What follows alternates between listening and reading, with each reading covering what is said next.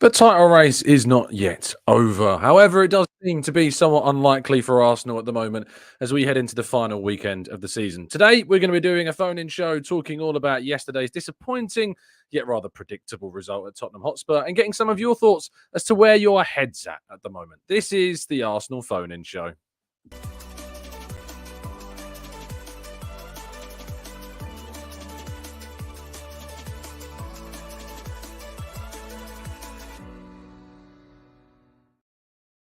Hello and welcome to the Gooner Talk, back again with you guys and girls for another episode of what is our Arsenal phone-in show, the show in which you guys get the opportunity to jump on here and prove that this is most certainly not an echo chamber. So please do jump on and let us know your thoughts and feelings after what is coming to an end of an exciting, potentially slightly disappointing season. The link to join us, of course, is already in the chat box. If you would like to come on, all you need to do is click that link, of course, to lay out the rules of the phone and show how it works. You need to be over the age of 18.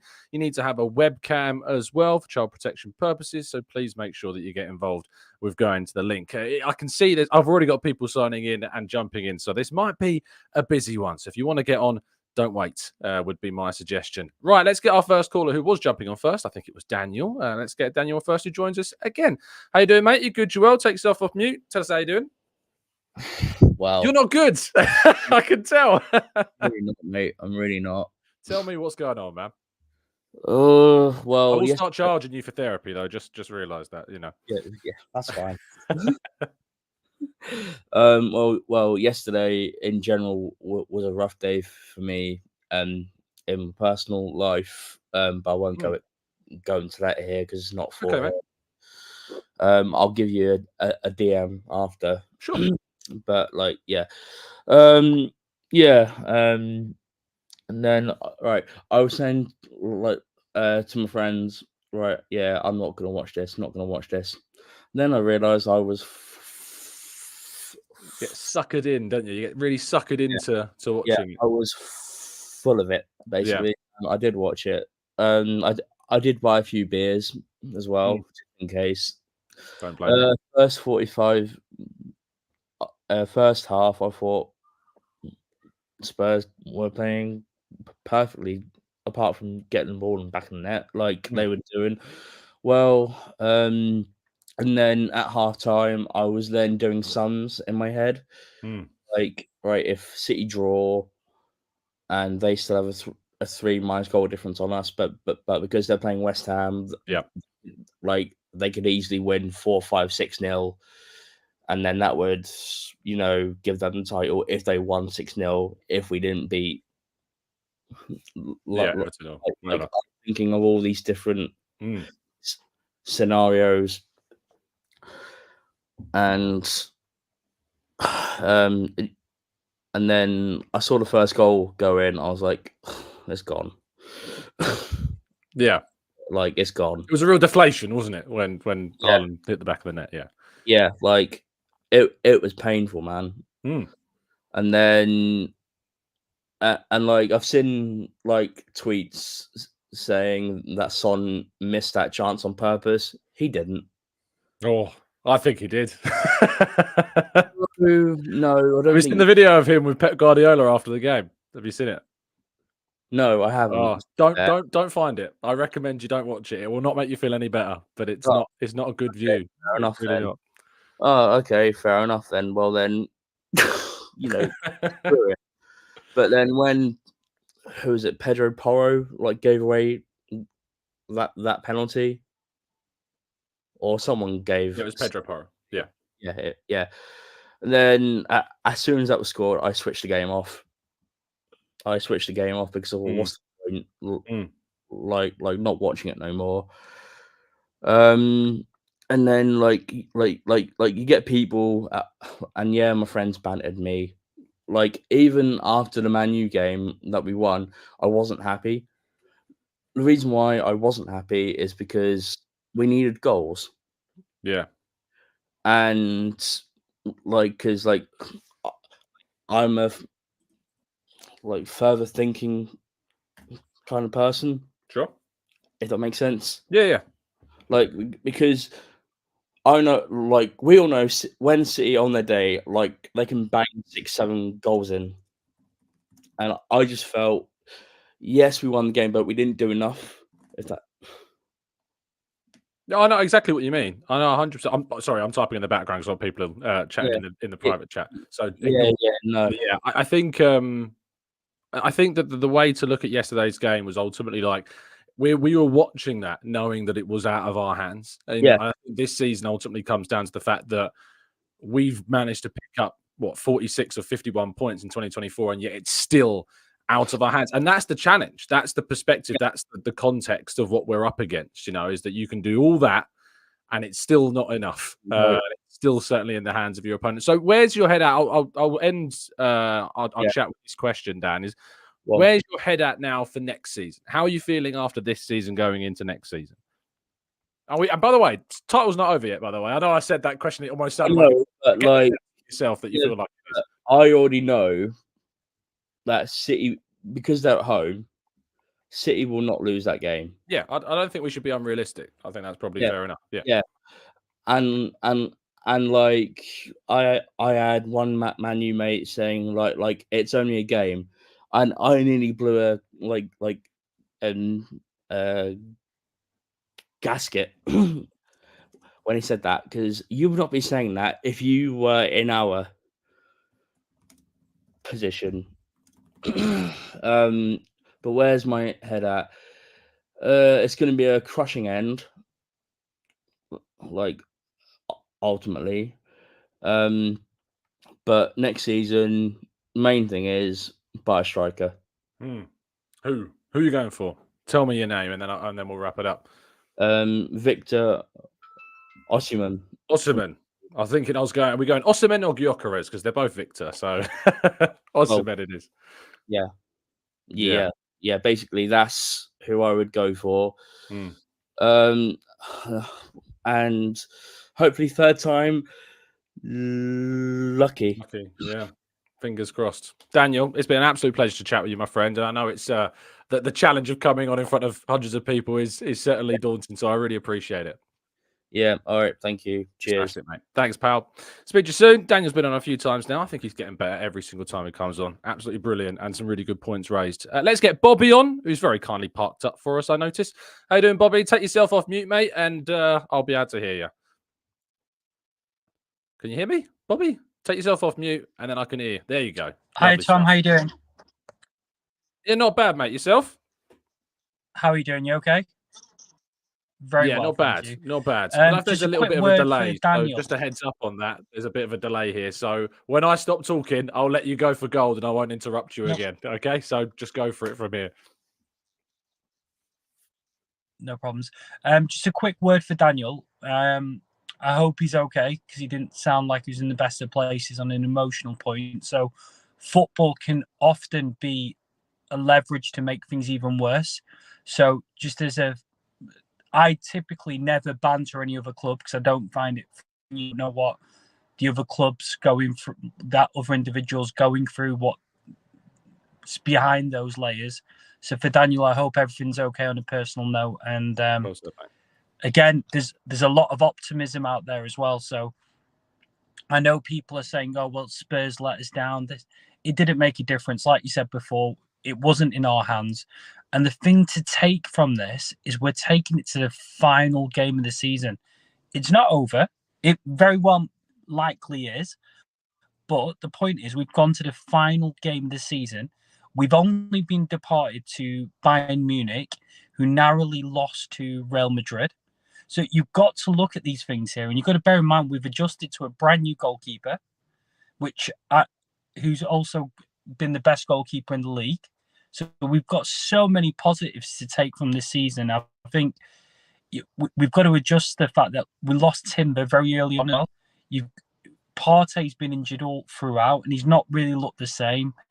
We've not had ESR. The squad depth's not been there, but we've got to look at these as building points, and it's not a case of you guarantee you need to win the league next year. We might not win the league next year. If we come second again, that's still a progressive step in the right direction. Coming second, I don't think even if Real Madrid were in this league and you transferred them into our place now, they're guaranteed to come first in this league. There's no there's not a team in the world that's guaranteed to win the title against City at all. Bobby, I'm probably going to be jumping in after a few seconds for you because, as I say, there's a bit of a delay. But I think you raised some really contextual points that I've certainly raised here as well. The Timber point is clear. The Partey point is clear. I always look at this second half of the season and see how many points we picked up, and it's definitely we're looking back. Yeah, I can hear you, mate. It's just there's a little bit of a delay. I'll probably move on to the next caller in just a second, just because the connection's pretty bad. But I agree with the points that you were raising. It's just so tricky to look back on those games against Fulham and West Ham, and the Fulham home game as well, the Aston Villa away game, without anything other than some real frustration, because obviously there were games, I think, where we really dropped points needlessly in, but then by the time the second half of the season comes around and we're winning every game, we're thinking, this is going to be all right, but eventually they've come back to bite us. Bobby, I'm going to let you go just because the connection is pretty dire. But I really appreciate you jumping on and giving us your thoughts. We did hear you clearly and crisply. There's just such awful connection and stuff and that, but thanks, mate. I appreciate your time and for the kind words to Daniel as well. That was very kind indeed. Right, let's get Anthony on the call now. I'm hoping the connection is going to be a bit better. Anthony, how you doing, mate? You good? You well? Hello. I've been Clear and better. crisp. Lovely stuff. Yeah, love it.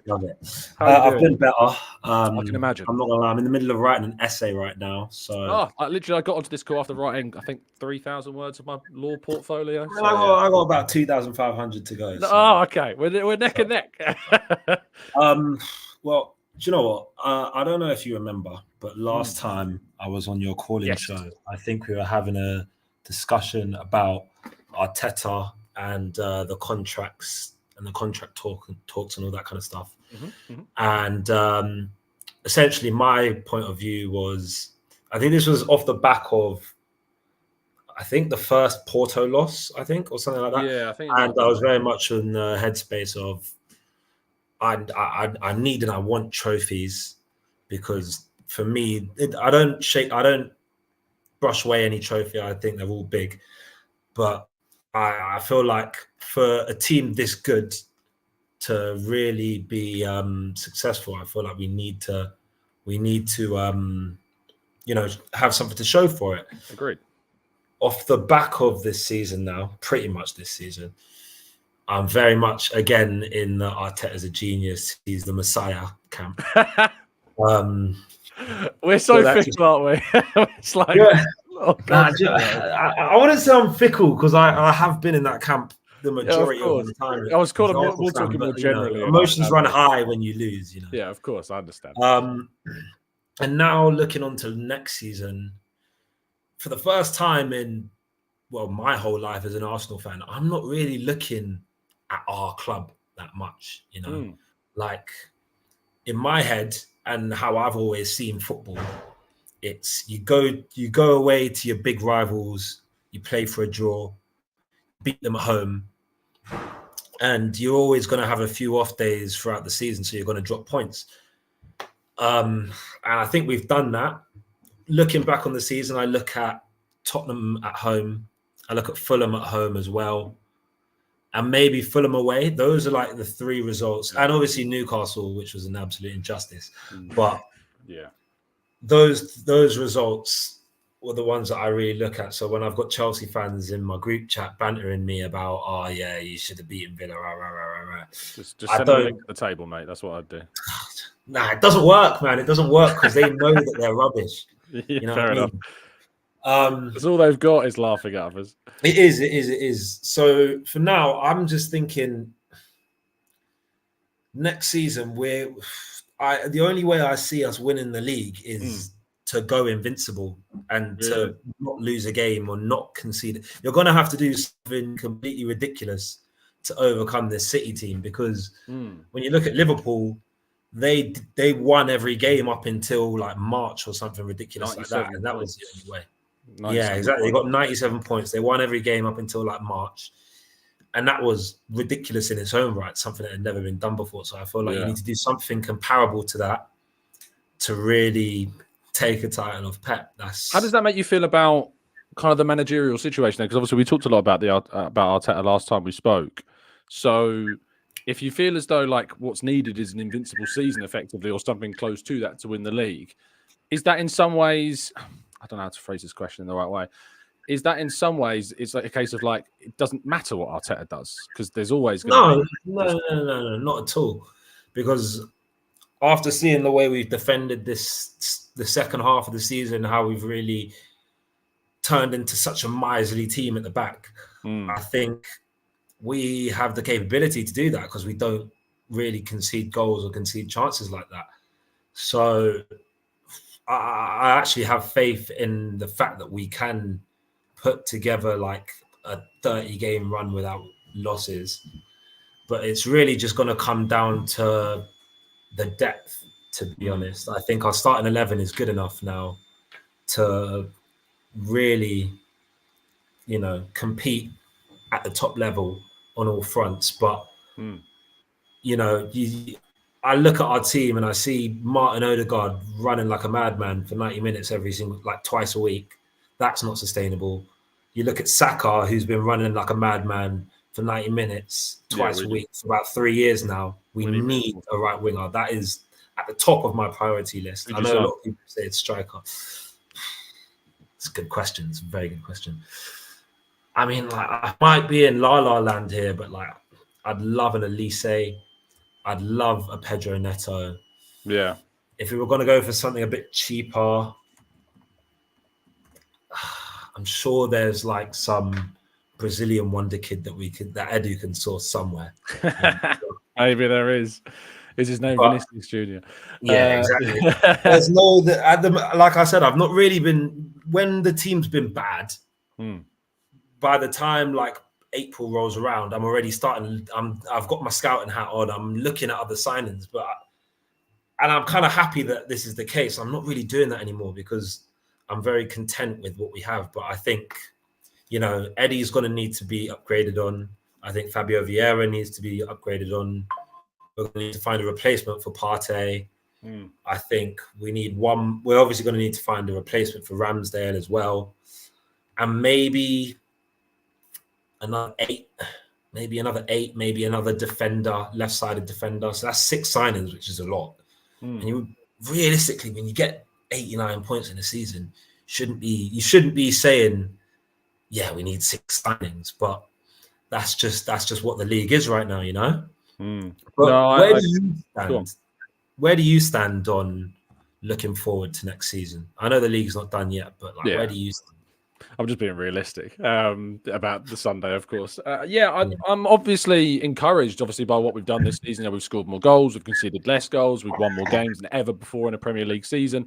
There's so many reasons to be really positive going into the next campaign. But I absolutely empathise with the apprehension that you have about what is going to be required for us to pick up a Premier League trophy, which is why I understand also the frustrations in the cup competitions where we've not progressed past, the early stage of the FA Cup and the League Cup.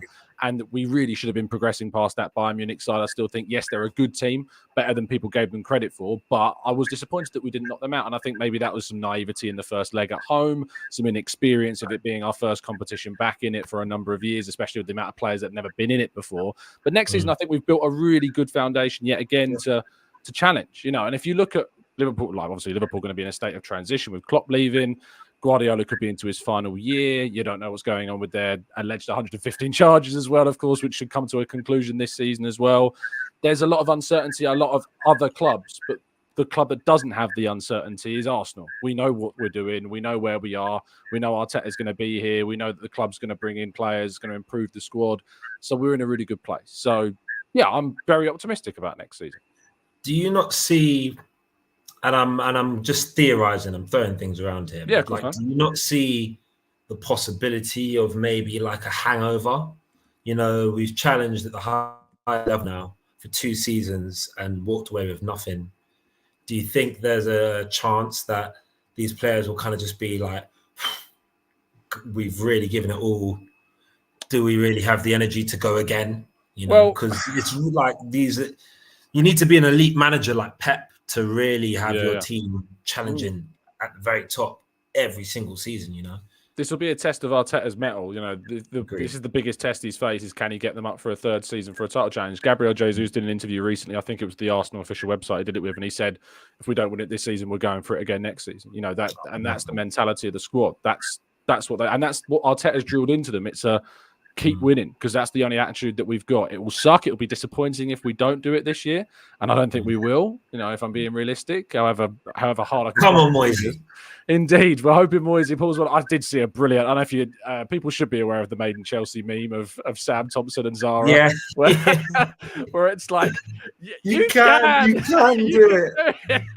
It's brilliant if you haven't seen it. But do you know what? Though? I don't know why. Yeah, I do just have like this vision in my mind, us, mate. That's of like just David Moyes going to the Etihad and just stinking out the nastiest 0-0. Yeah, and then Haaland missing like 2 sitters, and all of a sudden Saka's got his first Prem.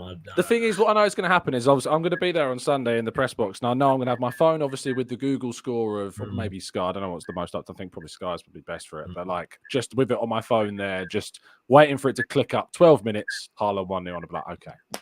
Yeah. That's kind of what I'm expecting. Also, really quick, Yes, mate. Last one, and then last thing. Like when I get sad about Arsenal, I jump on Twitter. Bad idea. Nah, do you know what? For me, it's like a bit of. I don't get bogged down in what people say. Usually, fair enough, right? But I jump on Twitter and I just see what everyone's saying, and I was so shocked. Like 3/4 of the whole Premier League are celebrating the fact that we've not won. Like, yeah, I get our London rivals, shows how big we are, United fans, but like I'm seeing Newcastle celebrating. Shows how big we are, mate. Right, and I'm like, what? Like, why? We don't even care. Yeah, and part of it is the social side. Like Manchester City is a really neutral team for a lot of people. Yeah. Like there is no grievances that people have. But I know the money and the oil money tagline and stuff. But purists don't like them. You don't know. I don't know a Man City fan genuinely. Like I don't know. I mean, there's some young ones starting to come through, as the little glory hunters do, but no one really knows a Man City fan. To be fair, yourself, mate. I go to uni up in Newcastle. Yeah, I know a fair few. Really. A few, like they've moved from Manchester, they live in Newcastle, and it's annoying because they're not unbearable. They know what they are. Yeah, they know what they are. Yeah, they speak with a lot of clarity, and the fact that they're the best, there's not much you can say about it. No, exactly. I mean, I feel like even they're getting a little bit sick of just getting a bit bored. They are, because there's no vim. I feel like we don't antagonize them the same way Liverpool fans do. No. There's nothing really. That's just football, isn't it? It is. Oh, hopefully next season we'll do it. Anthony, it's been an absolute pleasure, mate. Always is. Have a good one. You too, man. Best of luck with your reports and all that. Keep it cheers, going. Cheers. Have a good one, man. You too, man. Thanks to Anthony. Kevin's up next. I hope he's ready. I always like saying their name first, so they're just a bit ready to come on. Kevin, how you doing, my friend? You good? You well? So proud of the boys. Come on, you Gooners. It says under your name. Tell me. I am. Hi, Tom. How you doing, man? I'm very good, mate. Where are you joining me from? From South Africa. Oh, South Africa. Fantastic. Where you have to give me your address, but I'm curious in South Africa. Where in South Africa? In Joburg, Johannesburg. Oh, nice. Brilliant stuff. Yeah. So you're proud of the boys. I'm sensing this might be an optimistic phone in. So tell me. Look, I am proud of the boys. Look, we've done all we can. The whole season long, actually. I don't blame the game on Aston Villa, on the Aston Villa loss and stuff like that. I mean, to go the second half of the season next to unbeaten is like an amazing feat on its own. So, I mean, everyone should be proud of our team at the moment. I mean, the way we've been progressing and stuff, it's been amazing, man. And I've loved to see it. It's been 20 years plus. So, I mean, yeah. It's been a long time. Are you encouraged that we might do it next season then, based upon what you've seen? I mean, I feel horrible. Like, I keep saying things like, do you feel like we'll do it next season? Because even though we can still win it now, it's a weird one because we've almost resigned ourselves to it not happening. Yeah, look, we're definitely going to go again next season. Because, I mean, it's not like Saka and Martinelli and Odegaard is all of a sudden going to lose their ability. I mean, they're just going to gain more experience and become better players at the end of the day as the season progresses next season. So we're definitely going to go again next season. And yeah, I totally back them to go. So again next season. I mean, we're up against City. That's just, it's just, it's just a crazy team. I mean, anybody can attest to the craziness that City is at the moment in time. I remember in 2008 a game against Middlesbrough where they lost 8-2 or 8-something against Middlesbrough. So Yeah. it's City's time now, unfortunately. But we're getting there. Slowly but surely we're getting there. So I'm optimistic, and that's why I'm proud of the boys. In terms of what needs to change then to get us there, what are you pinpointing as those real key differences that are needed? Look, there's like probably 3-4 areas in the team that we can improve on. Left back is definitely one of them. Yeah. Could that Not be that our left backs aren't, up to standard, but just the fact that there's no one that's holding that place down at the moment. So availability is pretty much the issue at left back. So if we could get, but I mean, Timber could play left back consistently for us next season. I mean, why not? And then obviously we need someone else with Declan Rice in the middle of the park. So that would be another area. And then we need backup for Saka. It's just insane. Jesus can do it, but obviously Mikel Arteta doesn't see him as a right winger at the moment. Do I dare ask you for a name at right wing? Do I dare ask you who's on your mind?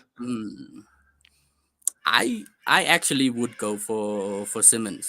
Really? Yeah, he's my pick. He's young. There's still loads of potential, and to put him in the Arteta system, I mean, we might just get even more from him. Yeah, I think that there is I would a go real for talent Simmons. Yeah, I think he's a great player. I think he's a great player. Kevin, what an absolute pleasure to speak with you, my friend. And thank you so much for your optimism as well. I really appreciate it. Thank you. All good, Tom. Thanks for having me, man. My pleasure. Speak to you soon. Have a good one. Cheers. Thanks, Kevin. Fantastic stuff all the way from Johannesburg. Lovely stuff. Again, showcased in the global sphere that this TGT community exists in. It's great. Bringing things much closer to home is Damian. How you doing, Damian? You good? You well? Yeah, as good as can be expected. Tom, yourself? Your dulcet Yorkshire tones. Couldn't be any less Yorkshire. All the optimism I need, yeah. Where's your head at after yesterday? It's strange because last year we were obviously doing so well up until Christmas, just after the World Cup and all that. But last season, I never allowed myself to believe that we were actually going to win the title or be anywhere close to winning it. So I was actually really pleased with the finish last season, because we were actually close to doing it. This season, I've allowed myself to believe. And as I say, it's the hope that kills you and all that. Yes. And yeah, this season hurts a lot more. Yeah, and like all day yesterday in the lead up to the game, I just kept saying to myself, I've been watching football enough years and I've seen it enough times that once in a blue moon, no pun intended, the things just don't go the way you think it would do. A team will hit the crossbar 3 times, they'll have 2 goals disallowed. Whatever happens, sometimes it just happens. Yeah. And I told myself last night that on their day at their own ground, Tottenham are a decent team, and they've proven already. I mean, I think I saw something somewhere where Tottenham hadn't scored. Man City hadn't scored a goal at the Tottenham Hotspur Stadium in the league. And I was like, that's fine, just carry on doing that. And I was also convinced that Tottenham could actually score a goal and should have done. I was really curious to see what the reaction would have been. I wanted them to score for obvious reasons, but I also wanted them to score just to see how the crowd would kind of react in a weird way. Yeah, because every now and then when Tottenham went forward, the crowd did actually get a bit excited, and then they sort of realised what they were doing and calmed down again. And people used to call Highbury the library. I think their stadium was absolutely that last night. I think they were really conflicted. They didn't know what they should be doing. But then when they went 1-0 up, I weren't too disheartened by that because I was sitting there thinking, that's fine. a draw is enough. You know, just all they've got to do is score a goal, which is the same as what I need them to do before Man City scored. And then, of course, when Son went through, I was up off my sofa. I was like, this is it. Yeah. And then obviously missed it. And I won't repeat the language that came out of my mouth. But, Yeah. you know. A cushion went across the room in my living room. Yeah. And at that point, I just sort of sat back down and just zoned out because I was just like, this ain't happening. You know, and then when Porro gave away the penalty, I was just like, there you go. Yeah, if I wasn't writing an article for the morning, I would have turned off at that point. I mean, I still had it on my iPad sitting next to me, but I'm just staring straight ahead, not even looking at it, just weren't even listening to it. I couldn't have told you what happened, especially after the Porro penalty. As soon as that ball at the back, and I was just in my own little world sort of thing. But, you know, going back to something you were saying to a previous call about Man City fans, you know, I've got a friend that is a Man City fan. Oh, really? Yeah. And I spoke so ignorantly of like, I know no Man City fans, so therefore no one knows any Man City fans. To be fair, she is like 40, so she's not one of these young up and coming ones. Yeah, glory hunters or anything like that. But I just, after I sort of got myself back into the world of the living again, I just sent her a message, just said congratulations. Yeah. And to be fair, she messaged me back a little bit later on and just said go again next year. You know, and I actually, from the conversations we've had, she's enjoyed this. You know, actually having, much like with Liverpool, having the competition and whatever else, and they don't, as much as they may be a bit blasé about it, they don't take it as though it's theirs every year, whether they want it or not, sort of thing. You know, and she did say to me a few weeks ago that we are worrying her this year. You know, and for me, I can't take it as a massive compliment, and it gives me the belief that, and I do fully believe that within the next 2 to 3 years, we will win that league, but we've just got to learn to be perfect. Yeah. It's such a hard thing to go to that next step, you know, because all I did yesterday when I was in bed, so I rarely actually these days allow it to kind of affect me much post results, like specifically Arsenal games. But obviously yesterday felt like in some ways a semi-Arsenal game because of the impact it had on us. And one of the things I was just thinking about was like going back to those results. Like I think I remember saying like after the Fulham draw, I think I was like, this is one of those, like we might go back at the end of the season, look at these 2 points, and lo and behold, you know, now we are. And it is those moments in the season, you know, the drawing with Spurs at our ground, and you know the defeat to West Ham and whatever, you know, that they are the small things that you look at and you just think you just cannot do it. You know, and next season the team will know that they've got to be as perfect as they were this season, but just that little bit better. Yeah. And again, going back to what the previous caller said, we'll see next season whether they've got the mentality for that. You know, because if they have, then they've got the mentality to keep doing it. Oh, if we push again, there's no question marks about Arsenal as being amongst that elite level. I think signings we made like Havertz and Rice, you know, have really established. I'm so gutted we didn't have Timber this season, because I think that could be that Timber could be 2 points. His contribution could be the difference. Because I think that would be the left back position sewn up as well. Yeah, you know, and like when you listen to these pundits and which I rarely do listen to them, but when you do listen, a lot of them will say about the fact that Gabriel is first choice, Saliba's first choice, Ben White's first choice. And then when they get to left back, they're like, that'll either be Zinchenko or Tomiyasu or Kivior, because there is no first choice at left back at the moment. Yeah, there isn't. You know, and in a way though, because if you look at City, they do, yes, they have, like you say, Rodri first choice, Haaland first choice, De Bruyne first choice. But this season, their defence, Ruben Diaz has been pushed out a bit, you know. Vardiol's come in, Ake's played games, Stones has been... So Stones has been on the bench a few times recently. Exactly, and before you were like, well, he's first choice. So in a way, we're saying, yes, we have these established first choices, but is there a weird argument that, because we say Saka first choice, obviously, as well, but is there a weird argument that actually we want a position where it is less clear that so many players are first choice? Kind of, but I think there's also the case that Pep is more confident at rotating his squad. Yeah. You know, he's more confident. He knows that if he wants to play Ruben Diaz and John Stones, he can. If he wants to take Stones or Diaz out and bring in Nathan Ake or Akanji or whoever, he can. You know, and they pretty much always deliver.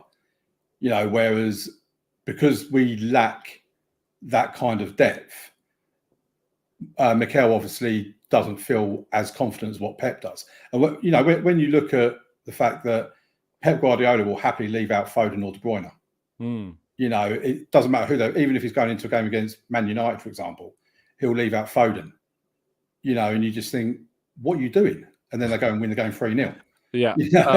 And the person that's come in for him has scored one and assisted one. Pep roulette. Yeah. Indeed. I heard something earlier on today that, which I think is quite mad, that De Bruyne, who's missed over half the season, is second in the league for top most assists. Yeah. And it's like, how, when he's missed half a season? Yeah, he is the most important player in that team. Like, you can keep your Erling Haaland, you can keep to a degree even Rodri. If De Bruyne is fit all season, he is, he's the guy. I mean, the one position I hope we sign in this summer is the striker position, because there's been too many times where I've sat there been saying to myself, oh, if only we had a more clinical finisher, that would have gone in, or if that was an actual out-and-out striker, they would have been in a different position and been in the position to put the ball in the back of the net, this, that, and the other. And despite the fact we've scored more goals this season than ever before, I don't want to be in a position where I'm saying it again next season. I'd rather have that strike, and then you've got the opportunity to rotate between whoever the new person is and Havertz, depending on what you need. Because Kai Havertz brings a lot of different things to the team that many other strikers wouldn't bring.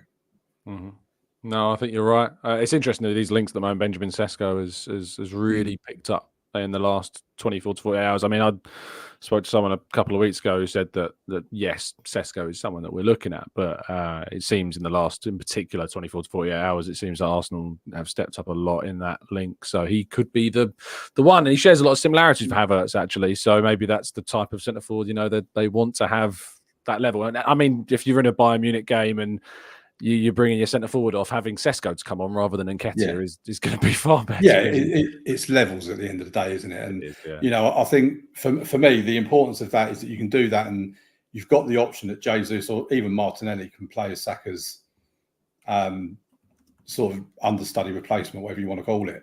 If you haven't got enough money to bring both positions in, but yeah, I think a lot of importance needs to be placed on who we sell, how many we sell, and what we get for them in terms of what business we can do. Because we could be in a position, if everything goes well, that we could have 5 to 6 new signings coming in. We could, because you've got to replace what's going out as well as exactly. What you need. Yeah, you do. Yeah, I think that some of it. I think there will be some from within, like Nwaneri, for instance, coming in and getting more game time, which is I'm excited for. But you're right.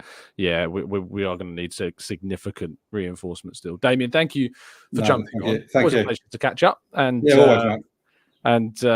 don't send my regards to your Man City supporters. Don't worry, I won't. See you later, mate. Have a good one.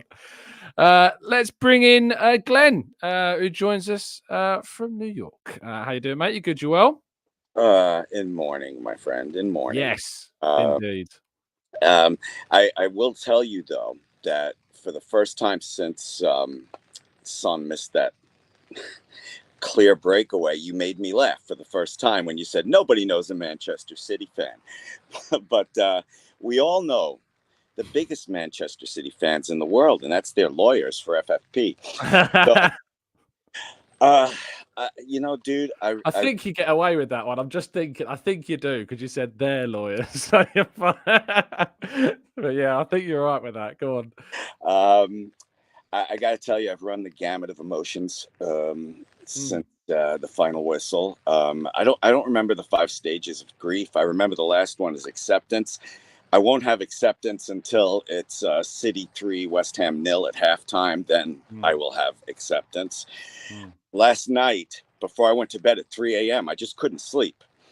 I texted our mutual bearded friend Graham and asked him, do you think West Ham has a chance? I figured if anybody had some long explanation of West Ham having a chance against City, it would be Graham. He wrote me 2 words, none whatsoever. Yeah. Yeah, I was going to say no chance. Yep, yeah.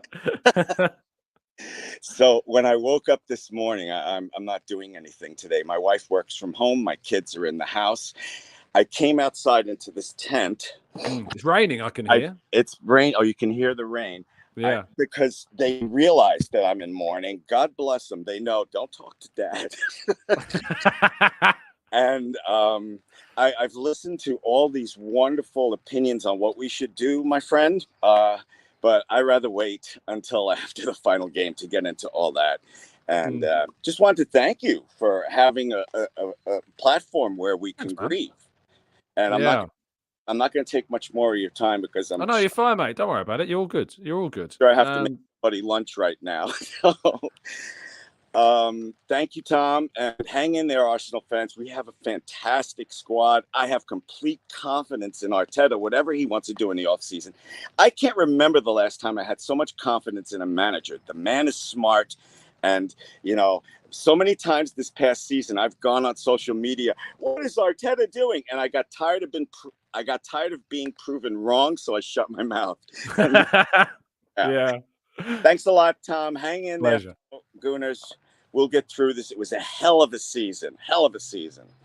Thanks, Glenn. Oh, it's so good to see you and catch up again, mate. Make sure you jump into future ones as well. I will. Talk to you soon. Talk to you soon, mate. Lovely stuff. Love Glenn. It's great to see him back on the show. It's been a long, long time. He produces some of his own content as well over there in the States. His editing skills are certainly something to look at as something with envy. Right, let's get our next caller. Ali's up next. How you doing, Ali? Morning. How you feeling? Sorry.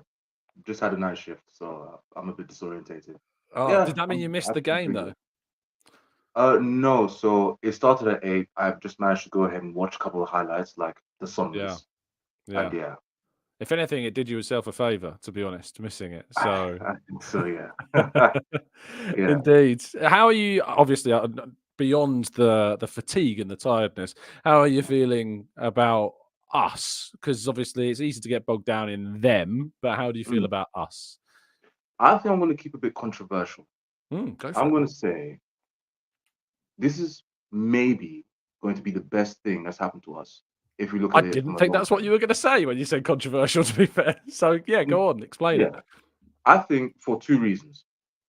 Number one, it means that either Tottenham have bottled top 4 and West Ham are going to go ahead and do something against Man City, which would be hilarious. It would be hilarious, yeah. It would be absolutely hilarious. Or it would mean, in the other side, I think, number one, I think people look too much towards the end goal of things. I think the journey is very important. I think it's been a beautiful process, to be honest. I was watching Arsenal in the early stages with my dad when the team was really, really bad. And you remember like Olympiacos and that game against in White Hart Lane when we lost 3-0. And to have watched the team progress has been a sight to behold. And I think for that journey to continue, with there, of course, being like an endpoint would be beautiful.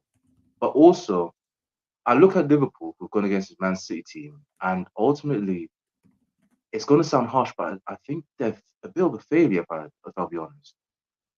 Now, that sounds crazy because they've won the league and they've won the Champions League, but how good that team was, they should have really won more. And I feel that if we want to go against this Man City team, we need to make sure that we don't make the same mistakes they did, which means making sure that we go ahead and actually not only beat this Man City team, but beat them regularly. And having seen this result right now and having seen the team, I still believe there's levels they can go up with. And Arteta is a person who he sees that we have a deficiency, he improves on it and actually improves on it so drastically that we end up going up levels and levels. Like the best example is when we lost out on top 4. People were saying, oh, we bottled it, but truthfully, we overachieved because that season we tried to go ahead and get Europa League football. Oh, absolutely, yeah. Then Arteta goes and works on trying to get us top 4, but instead we actually get top 4 so well that we are in the title race. But just a bit early, don't have that little bit at the end. Then we go ahead and try to win the title, put on a historic season, still not good enough for this ridiculous City team. And we have to give them credit because they're absolutely amazing. Then what we do is we go up a level again. And I look at this Arsenal team, and people have already gone ahead and said it very, very wisely. We need to go ahead and get Timber reestablished, get another midfielder, replace any outgoings, get replacement for Saka. But the main thing that I see missing is a Maverick. Somebody who can go ahead and get that team, say, okay, we've been playing the system for 20, 30 minutes. This is not working. Let me just dribble past 2-3 man and just go ahead and score. Let me go ahead and take this free kick instead of going ahead and doing the set piece and then we're doing. Let me score. Someone like an Henry or Sanchez, a match winner. Exactly. So with that and the system we have and the team still improving, we could be able to go ahead and make a dynasty, honestly. I agree.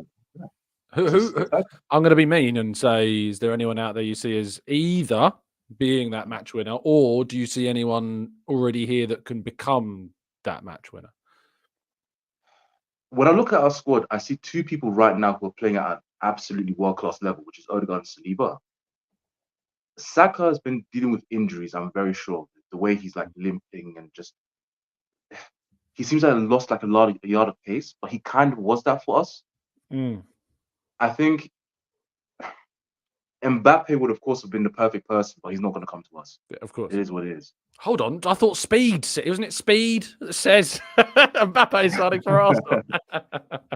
I would love that guy to come. He's not going to come. What, Speed? It's too wet and windy here. I understand. It is what it is. I see something in Isak. I see something in him that really excites me. But to be honest, the recruitment's been so good at Arsenal.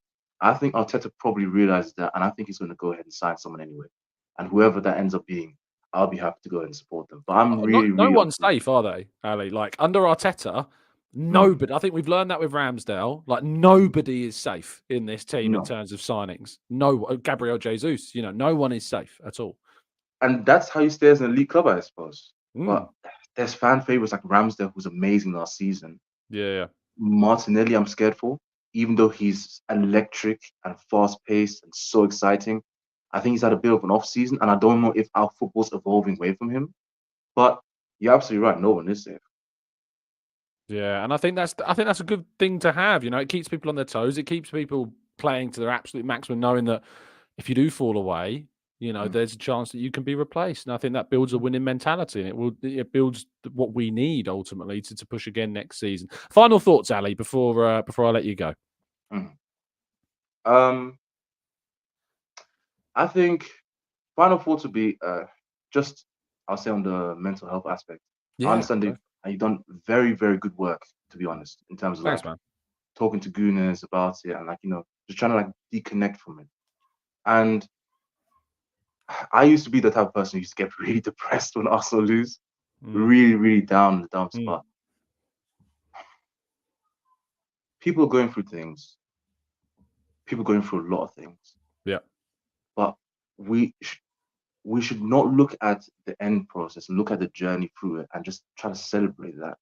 At the end of the day, Spurs lost, which is always exciting, but we're in a title race. We didn't think that we were going to be there 2 years ago, And with the scary and dark and terrible place that the world is, it's important for us to go ahead and look at those positive things, those beautiful things, and just take the bigger picture into consideration. Yeah, I think you spoke really well on that. I'm glad you chose actually to talk about that as opposed to something Arsenal related. I'm glad that you kind of what's the word I'm looking for? Resonate with a lot of the messages that we've put out on the channel, because I, like you, used to be so depressed after games. Like I really do, and I don't use that word lightly at all. Like it was a genuine feeling that didn't matter what happened for the rest of the day or the weekend or the week, that it was ruined if Arsenal didn't get a result. And I've learned that, I remember being a kid and someone, if your mum would turn around and be like, it's just a game. And I'd be like, what do you mean it's just a game? It's everything. And actually in reality, no, I hit back at that now, because to a degree it's just a game. There are so many more important things in life, family, friends, hobbies, interests, whatever you want to do that keeps you going, that matters so much more than this exciting thing that we get to enjoy once or twice a week. But there is so many more important things to be. I may just make a very, very small. I'm so sorry. Just as a go for it, man. Go for it. Somebody I know. I won't mention the region of the world that they're in. For sure. What's going on right now, but I think it can be very obvious to go ahead and decipher. They've lost 34 members of the family recently. Wow. 34 members of the family, and I'm sitting here in my house, able to feed my family, able to go ahead and enjoy life. And I'm just grateful And I hope that our people also like, just reflect and are also grateful. And if they are going through anything like that horrible like that as well, that they're just, like, if it's not good, it's not the end, is my motto of life, basically. Yeah. Well, thanks so much for sharing that. That was obviously very personal, and I appreciate it. And I think it does provide some really important context. So thank you, Ali. And it's absolute pleasure to link up with you. I hope you call in again. Thank you. Thank you, mate. Enjoy the rest of your day and get some sleep as well. Speak to you soon. See you later. Thanks, Ali. Lovely stuff. And yeah, again, this is why I talk about it. I always bring up the mental health side of things because it's important to talk about. And Arsenal, trust me, Arsenal is not the be all and end all, people. It's literally encompasses every aspect of my life, from work to play to whatever. I'm going to be jumping off this phone-in show in 30 minutes or so to go and play some football with my Arsenal shirt on, because I love talking and representing and doing everything to do with Arsenal. But there is so much more to enjoy. So please do. Don't get so attached because it's just not worth it. There's so many more important things. Right. But the conversation, the show must go on. So we will. MIL Reaction joins us next. How you doing, James? You good? You well? I'm doing better today. I'm doing much better. Good. Come on, you hammers, you can do it.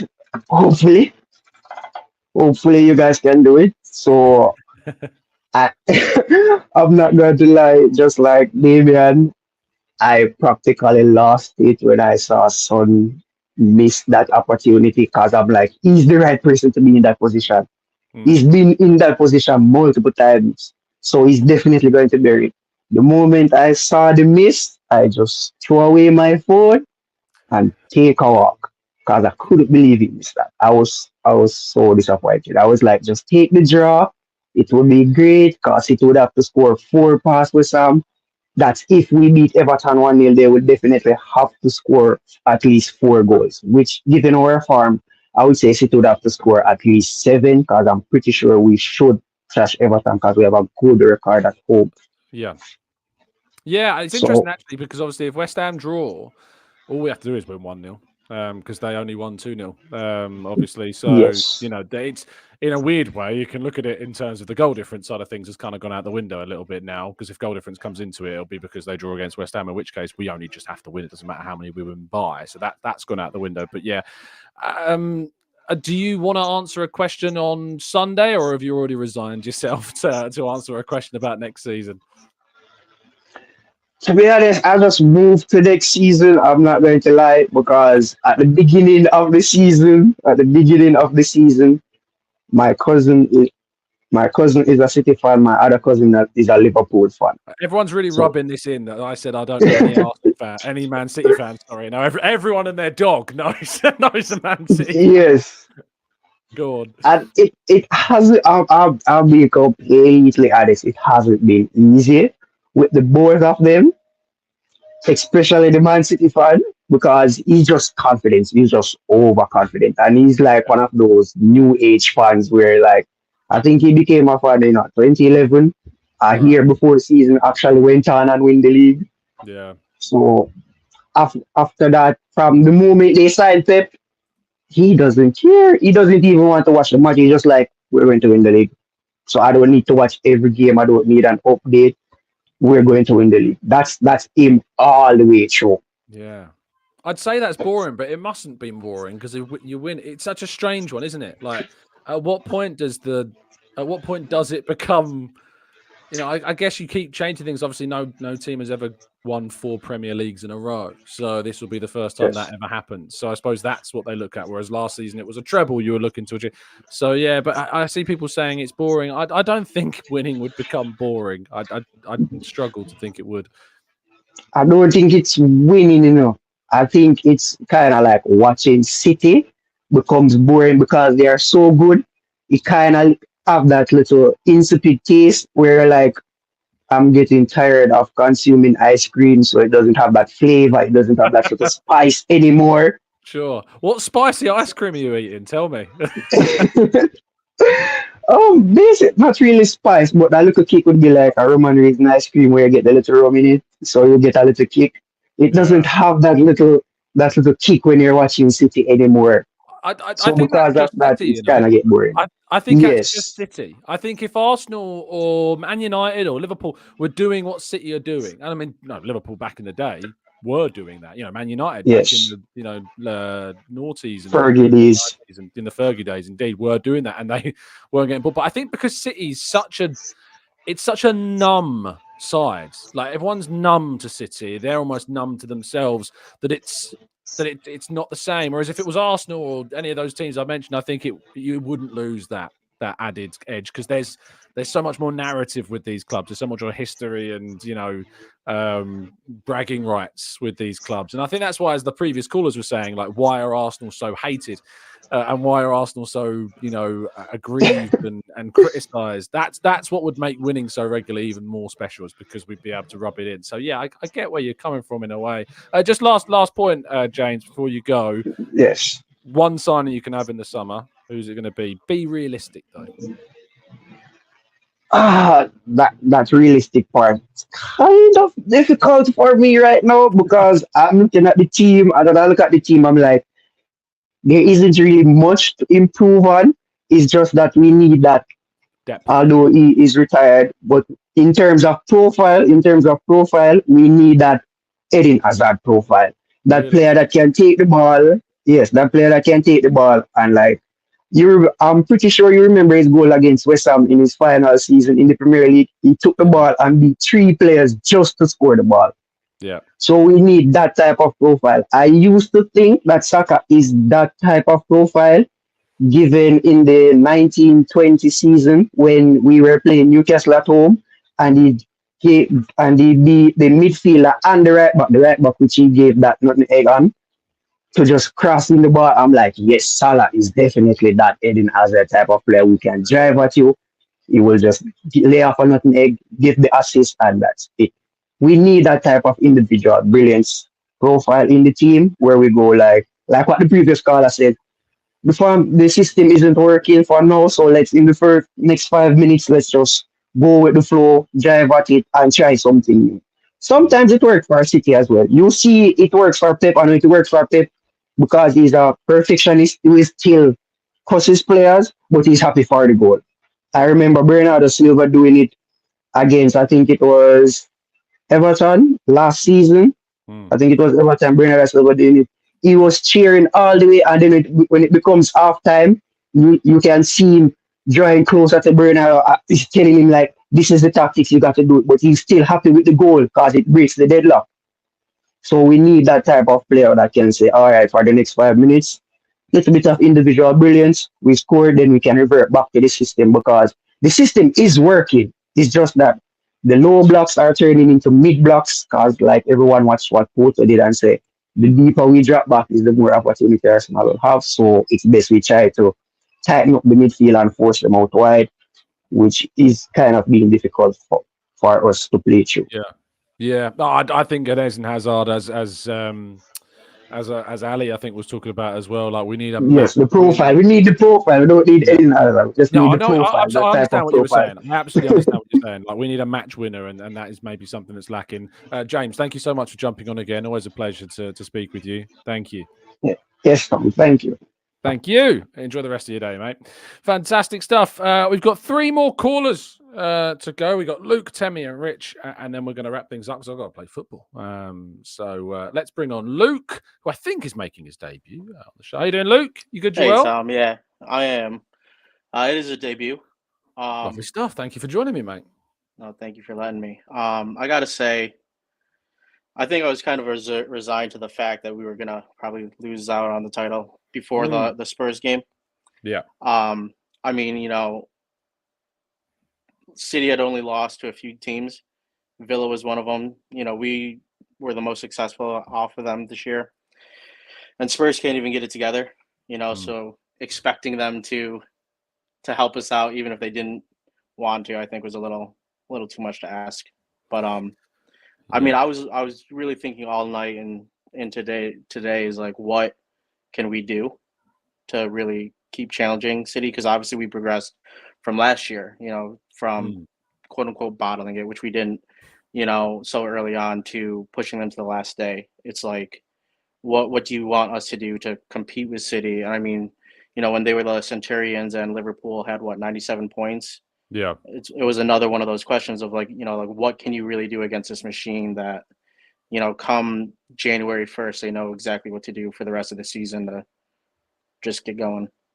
Yeah, it does seem that first half of the campaign this year was obviously what we're going to look back at. People will talk about Villa.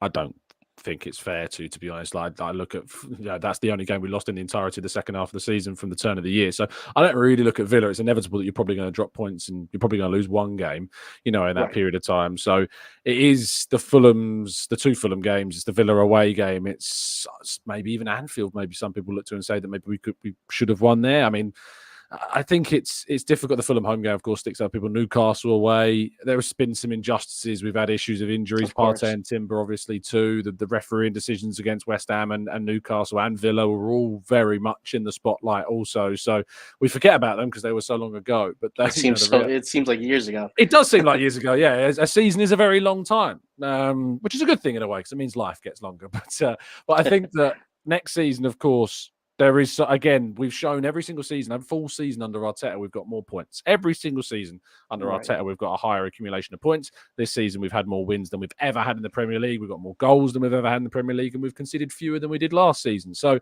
all those numbers give you reason, I'm sure, for optimism, right? Exactly. Indeed. So where do you see the big changes being needed to take us then that next level? I'm not sure because I think Odegaard said it best is like he was really like mentally dwelling on like what happened last season, and he's used that as motivation this year. Yeah. I'm sure he's not the only player on the squad that was doing that. Even the way that our guys handled themselves this year, towards the end of it, they knew like, hey, all we can do is our job.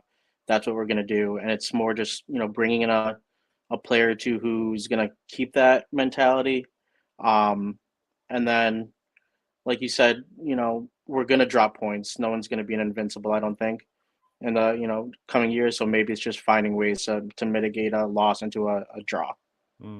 Yeah, it's just those small changes, isn't it? We dropped points in 10 games this season. I expect it to be just 10. I don't expect us to drop points in the last game. It'd be horrific if we did. And I think that you look at the 5 losses, the 5 wins. It's about turning those losses into draws and those draws into wins. And if you do that, I think, or you say we've done that this season. 1 loss into a win wins you the title this year. So that's the small margins we're dealing with. But Luke, thank you so much for jumping on the show. And where are you joining us from, out of curiosity? So I moved from New York over to Edinburgh in January. Lovely. So Edinburgh, as in Scotland. Yep. How are you finding it? I love it. Yeah, great. The weather's not annoying. It is not. No, it's not. Good stuff. Oh, lovely stuff. I hope you enjoy your was a permanent move, right? For university. Oh, for uni. For a few years. Yep. Well, best of luck, mate, and Thank you, Tom. enjoy the nightlife because it's very good. Thank you. See you soon. Have a good one, Luke. Thank you. Bye. Lovely stuff. I said there'd be 3 more. I'm actually going to lie. There's going to be 4 because Hemankar's joined us late. So bear with us, Hemankar, and we'll get to you, I promise. Temmy's up next. How you doing, Temmy?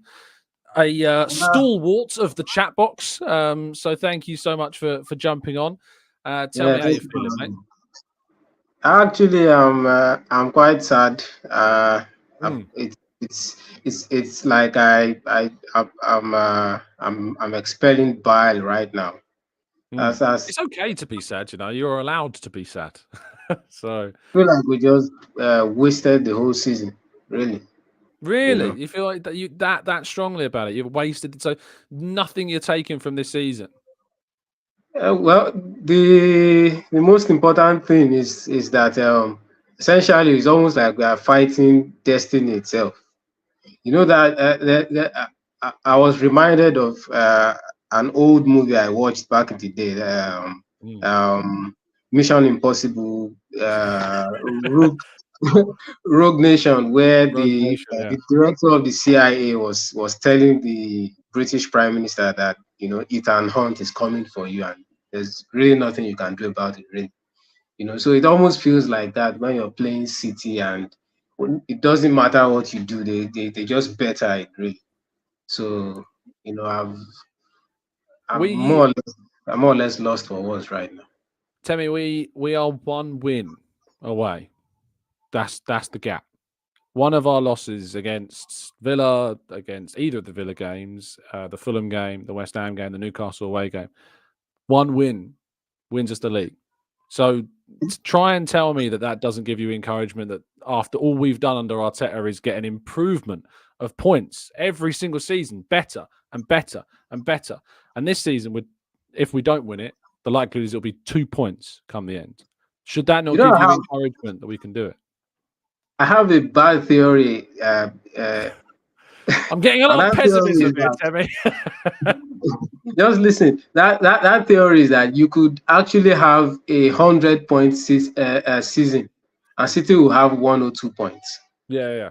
It's football. That can happen, but it's that bad. Like what you can't deny though is we keep getting better and we keep getting closer. Sometime it's going to be more than just close. It's going to be there. I think it's sad that you think we've wasted the season, because I think there's so much of this season that's going to go into next season, like last season went into this season, right? And I think that you should be encouraged by the fact that this team that looks so good is going to get better with the transfers that I know and you know, that because you should have faith that we are going to make signings and invest money, because that's all we seem to do these days is continue to improve the squad. You should be encouraged by the fact that this season got us more Premier League wins than ever before, more goals than ever before, and less goals than we conceded last season. There's so many reasons, Tammy, to look at this season and go, yes, it sucks that we didn't win it, but there's so many reasons to be encouraged going into the next one and be excited for it. True. Yeah, you're correct. But I think the lessons we should learn, there are some lessons we should learn, some clear lessons. Like I think we should invest more in the cups as well, if not for any reason, but to build a winning. Can I ask you, because it's a really that phrase gets said a lot, and I know that you've obviously posted it in our chat box, as do others, say invest more in the cups. Can you tell me what that means?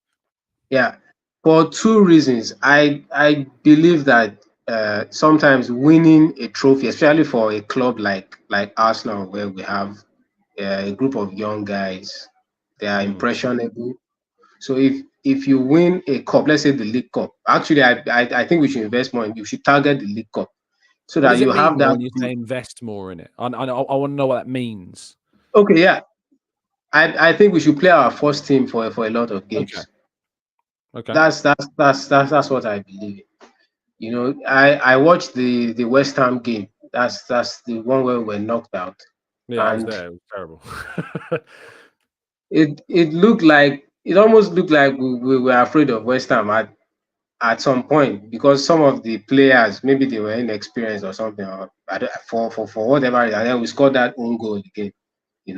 So I think next season, maybe as much as we want to rotate, fine, but we can still deploy a bit more experienced players, just to give us a better edge. Really.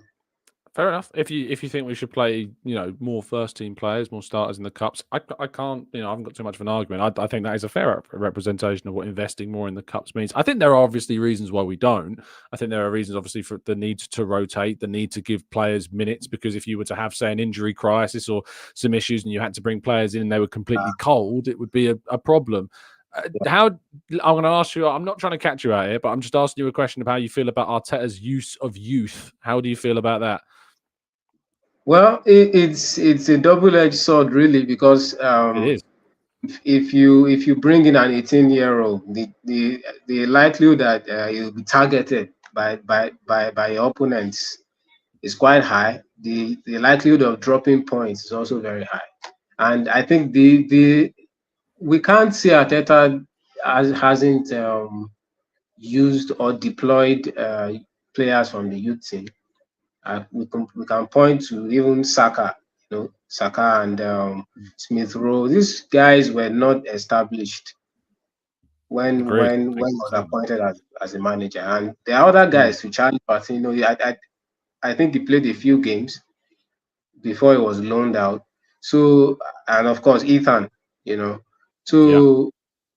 I wouldn't say he hasn't played youth or is essentially against it, but maybe you could use a bit more of them. there were some games like the last game in the Champions League, or some of those games where we were 6-0 ahead. We could have deployed maybe a few youngsters. I heard we've lost Real Walter. Waters, yes. Yeah. So, He's you gone. know, He'll be well. He's expected to leave at the end of the season. Yeah. yeah. So there are some chat forums where they blame Ateta for Oh, of course. There's going to be chat rooms for everything.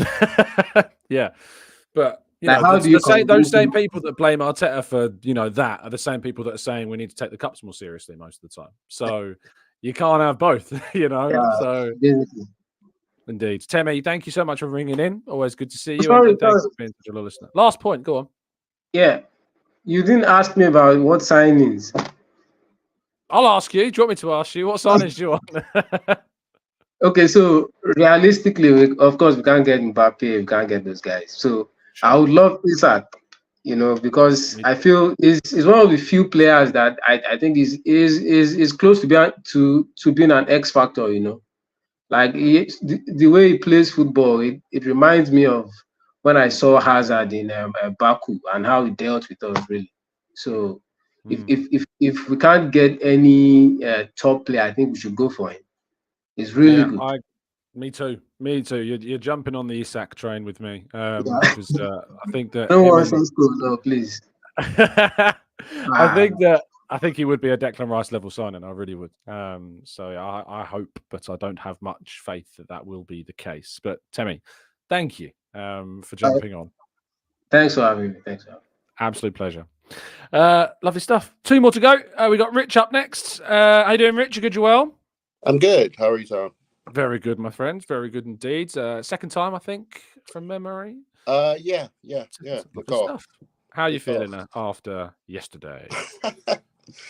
I'm optimistic. Good. I was, I sat back this morning. I rewatched a lot of the outtakes from Andrew's press conference, and then some of the watch-alongs is from Arsenal and Spurs fans, and what I got out of it, as a level-headed fan, which I would say 90% of people aren't, is that there's an obsession with on both sides, with the rivalry, and Spurs, has to look at it in a business outlook of, hey, Champions League's where we want to be because it means progression and growth. Yeah. For their future, and that's what they're trying to build on. And for us, we went there, we beat them a couple weeks back, which is, to me, when they had their chance to beat us, and to really claim that, sort of put that marker down as we stopped you from winning, instead of cheering on the opposition team to win, which is a whole nother story. And then for us, we can't be relying on other teams to do our business for us. Those are 2 clear takeaways for me. Yeah. I'm like you. The progression this year has been phenomenal.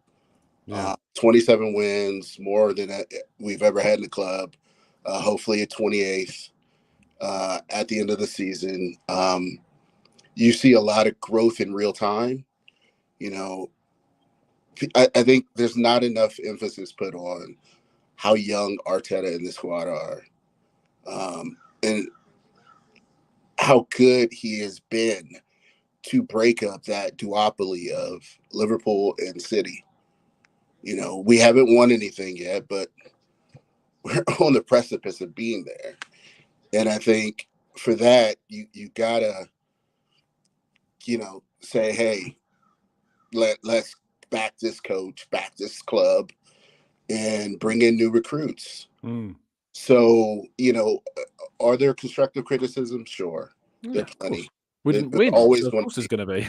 Yeah, we're not Bayer Leverkusen. And even if we were, you could still have criticisms of like, oh, well, we have all these draws. What do you make of that argument, Rich? I mean, I've seen some criticisms of Arteta come from that Bayer Leverkusen place. People turning around and saying, Really?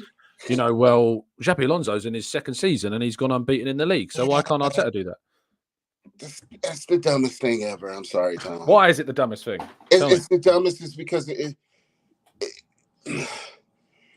it's like trying to catch lightning in a bottle. Right.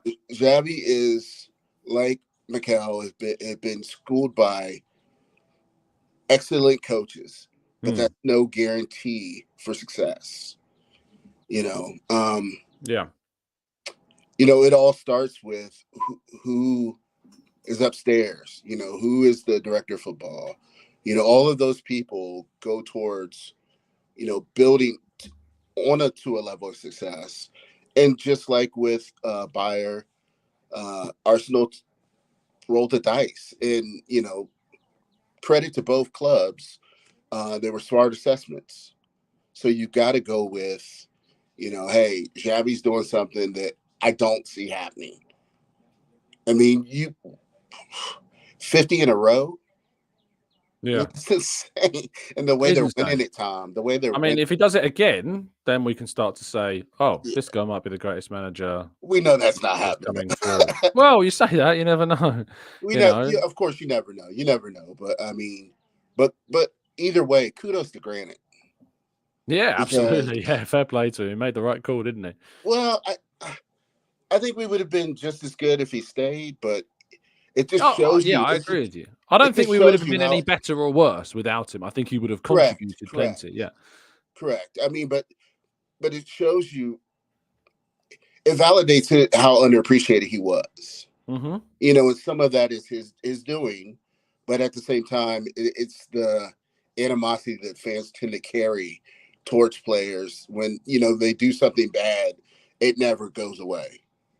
And that's where I'm like, kudos to Granite, because last year he showed me something that I didn't think he ever had, and I don't think I was ever truly as frustrated with him as most fans were. But to see what he did through his leadership, and then his humbleness by not wanting to be, the captain. Most guys would have probably been like insistent on being the captain again. But he just, was the captain in the dressing room and on the pitch, to Martin. So we've got to appreciate, like,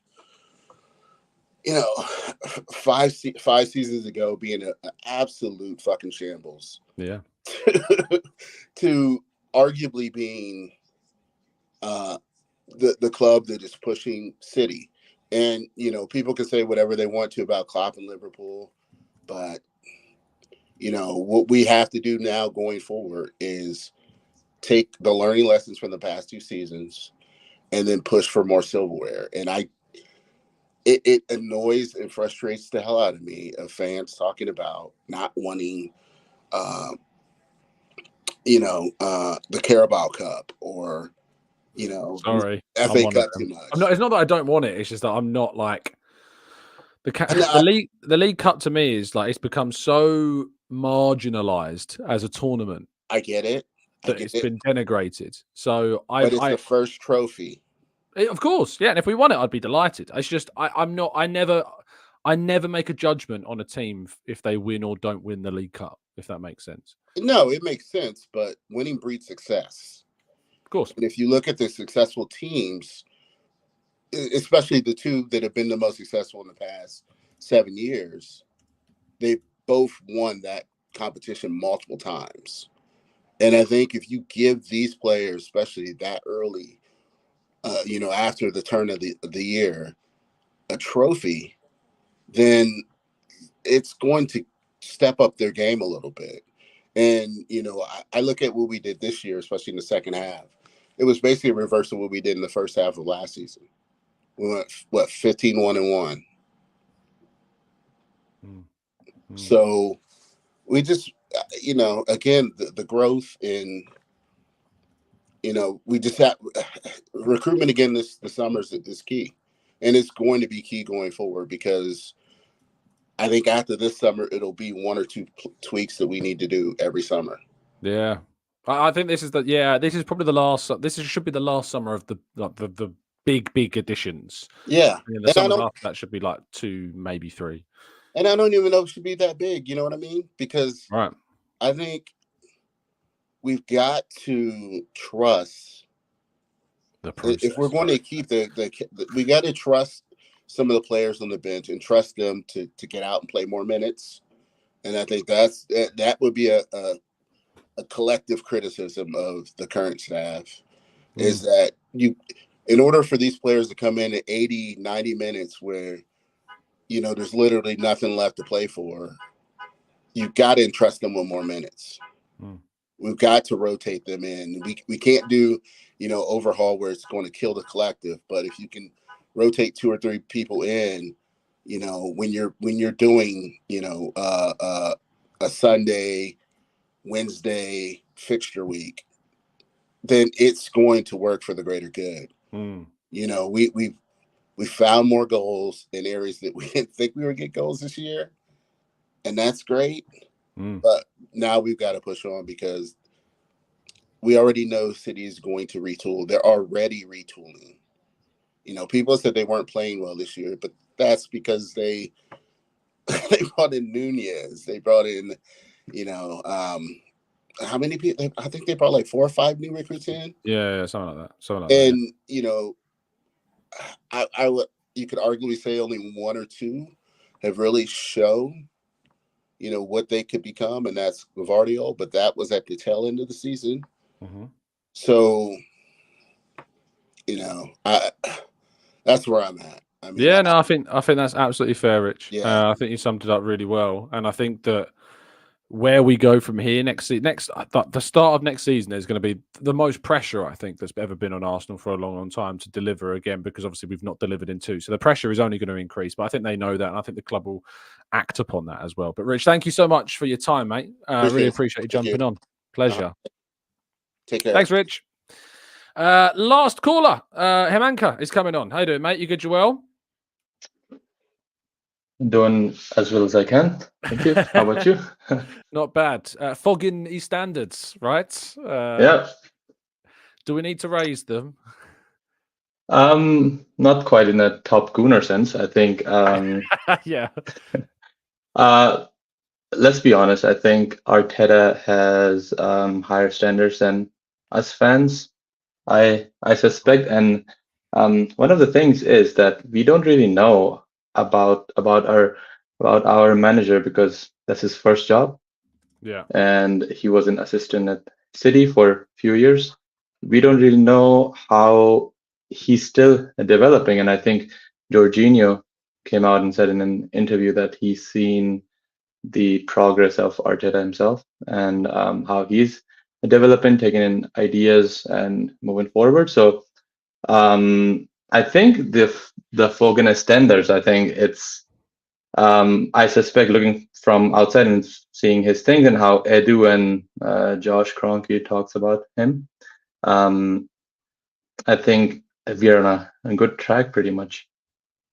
So you're optimistic then, I think, going into next season from the sounds of things, which is good. I mean, we had Tammy, obviously, you were listening in the background to, obviously, felt like we've wasted the season. It's very downhearted. I think maybe if I spoke to him in a week's time, he might think differently. But, it's all very, very raw still right now. But do you empathise with that kind of element of the fan base that are feeling pretty down right now?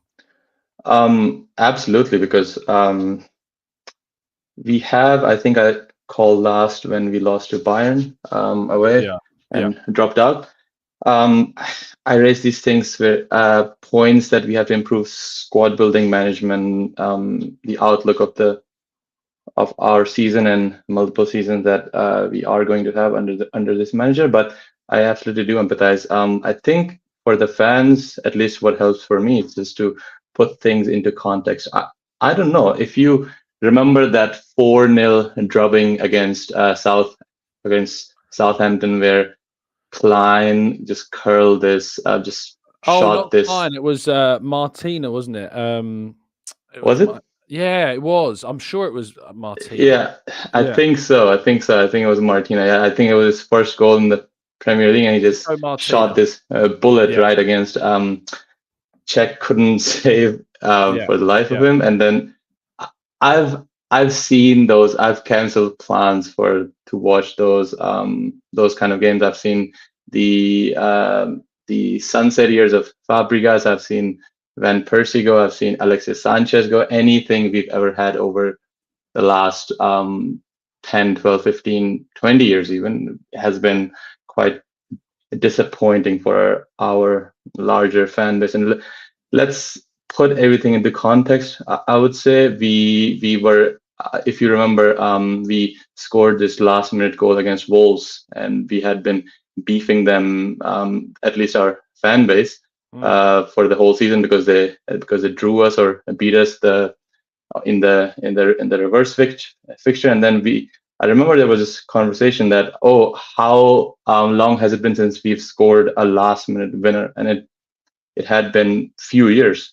And then the Aston Villa, are we going with Buendia? He's better than Odegaard. And although no one said that. some people, right? And then so moving on from that, and then just dropping out against Spurs 3-0. I turned that game off at halftime, and those were our aspirations. Those were our expectations and hopes. And every year we've only gotten better. And of course, it's football. Anything can happen. Chelsea winning the league, dropping to 10th, winning the league again, something like that. Anything can happen. But from what we've seen from Arteta and this team, from this club, at least awakened, enlightened Cronkies, that it's only been upward. So I would say, from fan perspective, it's very, it's almost compulsory to put things in perspective, because without that, I think we're just too narrow-minded. The perspective is too narrow, and then we're just lost. Yeah.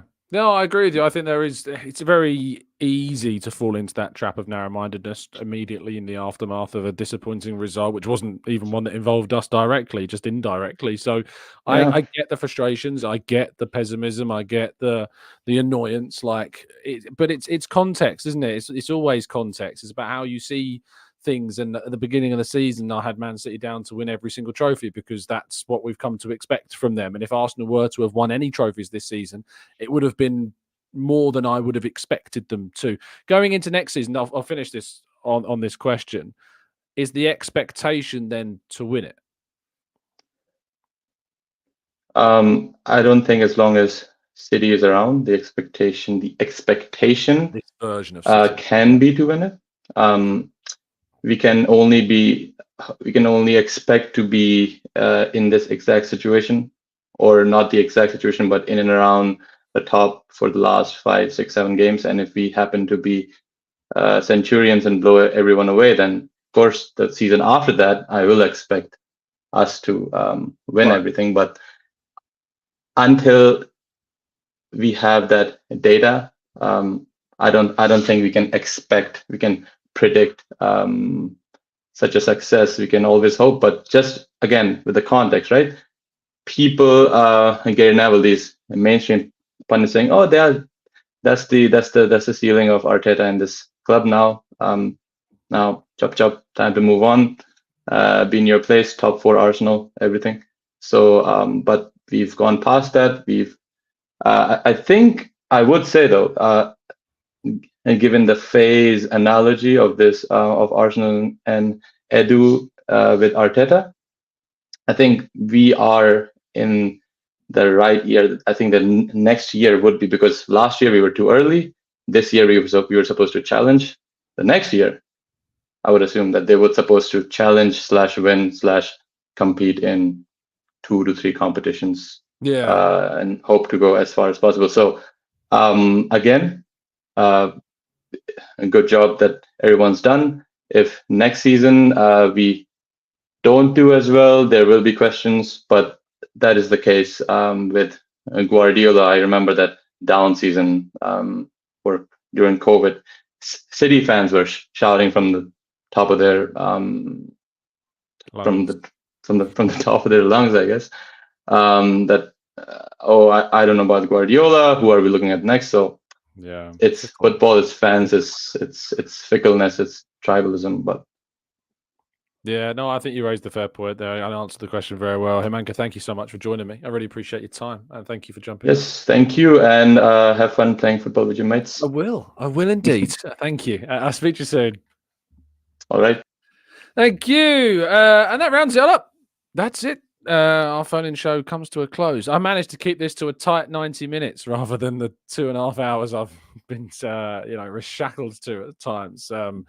I do enjoy these. I think they're really enlightening. It enables me to hear more points of view. By the way, everyone that clicked the link you saw today, there wasn't a case of anyone clicking the link and not coming on. Everyone that clicked the link today got on the show. Sometimes we aren't able to do that because of timings, but everyone that did joined us, which was great, especially considering this morning's accusations of echo chambers. I think that this represents, the openness we have to hearing all different points of view. If you're willing to put your opinion across in a respectful and, it's not vindicated, evidenced manner, we're more than willing to hear it out. Still, I think it was really interesting to hear the optimism that still exists. Definite sadness, definite frustration, in the rawness of yesterday's result, and still the season isn't yet over, of course, and we're still in it going into the final game, which is still something I find mad to wrap my head around. I'm going to be going to the Emirates on Sunday knowing that Arsenal can win the league and it's the last game of the season. It's a nice feeling, but obviously it is with a tinge of frustration that it's not in our own hands and that we'll be checking our phones and hoping and praying and just, West Ham, you can do it, West Ham, please. But yes, it's going to be an interesting week, and I'm going to be joining you tomorrow morning to round up all the latest news. We had a big story from Sam Dean drop about Benjamin Sesko in the last hour or so, and someone in the chat box, I think Fuad, just pointed me in the direction of David Ornstein's tweets, which looks quite a big story. Exclusive drop-in from David Ornstein. Premier League clubs to vote on proposal to scrap VAR from next season. Resolution formally submitted by Wolves to abolish the system and will be an agenda on June 6th AGM. Any rule change needs two-thirds, majority, so 14 of 20 members to pass. That will be a very, very interesting one. I personally am against this. The reason why I'm against this idea of scrapping VAR is because I don't believe VAR is the problem. VAR is not the problem. The technology has never been a problem. There's nothing wrong with a referee's whistle. The referee blowing that whistle, meanwhile, is for me very much the issue. So I guess the other thing with it is obviously there's the celebration side of things. We'll talk more about this tomorrow. Yes, do tune in for tomorrow morning's 8 a.m. show. VAR chat, Sesko chat, all of that to come. But thank you so much for you guys listening and tuning in. Appreciate your time. Drop a like if you would be so kind. So let me just have a quick check on this morning's show. I do like to just do a quick update to see if we've hit 1,000 likes. We have. Doesn't mean that you can't go back and like it, though. But please do. Thank you for subscribing. Thank you for joining us. Thank you for being with us. Thank you to my callers. Absolutely smashed it, all of them. And I'll be back with you very soon. Stay safe, stay well, stay happy and respectful. And as always, up the Arsenal.